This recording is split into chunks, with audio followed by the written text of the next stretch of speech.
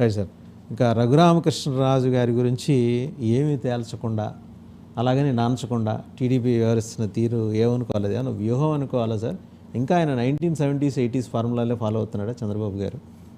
ఏదో కింద పడి లేచి ఇది కూడా లఘు పల్టీ కొట్టడం అన్నారని, సర్కేస్ అన్నారని ఒక సామెత చెప్తుంటారు. వాళ్ళకు ఆప్షన్స్ లేవు, ఒక ఇబ్బందికరమైన పరిస్థితిలో ఉన్నారు. రాజుగారి గురించి నేను కొంచెం తక్కువగానే మాట్లాడుతుంటాను, ఎందుకంటే కాంట్రవర్సీలు ఎందుకని. అసలు అన్నీ వాళ్ళే, వస్తుందని చెప్పింది వాళ్ళే, ముందుగా ప్రొజెక్ట్ చేసింది వాళ్ళే, తర్వాత వెనక్కు తగ్గింది వాళ్ళే, మళ్ళీ ఉండి ఇస్తున్నామని చెప్పింది. ఇవన్నీ సెలెక్టెడ్ లీక్స్ ఇచ్చి ఎప్పుడో ఏదో ఒక విధంగా be in the news for good or bad, truth or untruth అన్నట్టుగా ఎందుకు అవన్నీ చెప్పారు? మరి ఎందుకు ఖండించలేదు? అసలు ఆయన అయితే నేను అసెంబ్లీ స్పీకర్ కావాలని ప్రజలు కోరుకుంటున్నారు లాంటి హెడ్డింగ్లు కూడా పెట్టారు. అంటే జగన్మోహన్ రెడ్డి గారు అపోజిషన్ లీడర్ కావచ్చు, అధ్యక్ష అని సార్ ఇవన్నీ మీరు కామెడీగాను లేదా స్కిట్స్ చేసుకోవటము అవి వేరే విషయం అండి.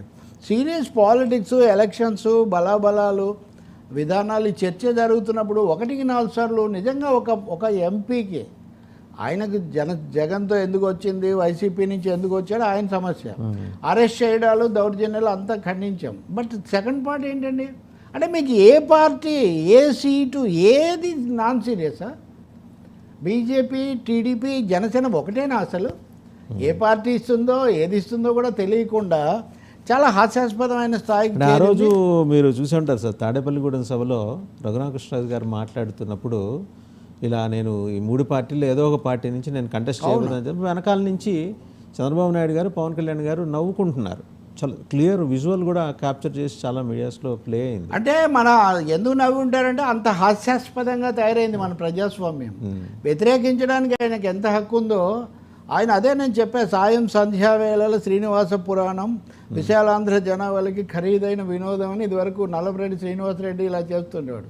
అప్పుడు ఈ ఛానల్స్ లేవు కాబట్టి ఇప్పుడు ఈయన ప్రతిరోజు సాయం సంధ్య కాదు, ఉదయ సంధ్య, సాయం సంధ్య ప్రసంగాలు చేసి చివరికి తన సీటు అన్నీ మాట్లాడారు.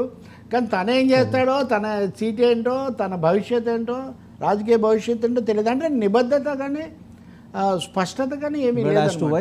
ఆయనకు వ్యక్తిగా ఆయనకు లేదు సరేనండి. ఆయన ముందు పెట్టుకొని ఊరేగుతున్నటువంటి నాయకులకు మట్టి కూడా ఉందండి.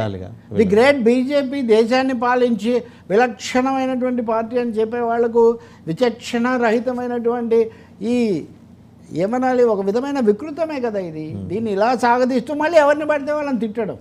మీరు ఒక ప్రభుత్వం తప్పు చేసింది, పాలకవర్గం తప్పు చేసిందంటే విమర్శించే హక్కు మీకు ఉంది ప్రజాస్వామ్యంలో, మిమ్మల్ని పూర్తిగా సమర్థిస్తాం. కానీ అదే సమయంలో ఏదైనా ఒకటే, ఏ పార్టీ అయినా ఒకటే, అసెంబ్లీ అయినా అదైనా ఒకటి అన్నట్టుగా మీరు చేస్తున్న తీరు ఉంది చూడండి, అది ఏమాత్రం బాధ్యతాయుతమైన, ఇంకో విధంగా చెప్పాలంటే జవాబుదారీతనం ఏమీ లేదు. అంటే జనం కూడా ఈయన నాన్ సీరియస్ పొలిటీషియన్ అని అనుకునే అభిప్రాయానికి వచ్చే అవకాశం కూడా సరే. ఆయన నాన్ సీరియస్ అయితే ఆయన ఇష్టము, లేదా ఆయన ముందు పెట్టుకున్న వాళ్ళు కానీ రాష్ట్రాన్ని నాన్ సీరియస్ చేస్తే ఎట్లా? పైగా మీరు నోరు తెరిస్తే రాష్ట్ర ప్రయోజనాలు అని, ఇప్పుడు రాష్ట్ర ప్రయోజనాలా, రాజు ప్రయోజనాలా? ఈ జరిగిందంతా కూడా ఇందులో రాష్ట్ర ప్రయోజనాల గురించి ఆయన ప్రత్యేక హోదాలో ఎప్పుడన్నా మాట్లాడారా? విశాఖ ఉక్కు గురించి ఎప్పుడన్నా మాట్లాడారా? లేదు పోలవరం ఇంకోటి ఏదన్నా? అవేం మాట్లాడలేదు కదా. మీరు ఎంతసేపు అవే మాట్లాడుతున్నారు. పైగా మీకు టికెట్ ఎవరు ఇవ్వలేదే, ఎవరు ఓన్ చేసుకోలేదే, ఎవ్వరు మిమ్మల్ని ఓన్ చేసుకోలేదు. ఎందుకంటే మీరు ఎవరిని ఓన్ చేసుకోలేదు.